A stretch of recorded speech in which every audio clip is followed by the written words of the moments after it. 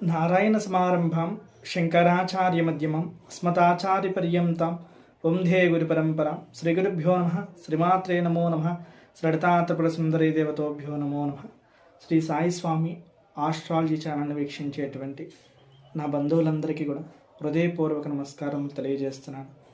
అలాగే ఈరోజు ఒక అద్భుతమైనటువంటి వ్యాపార తంత్రాన్ని, లక్ష్మీ తంత్రాన్ని మీ అందరికీ చెప్పడం జరుగుతుంది.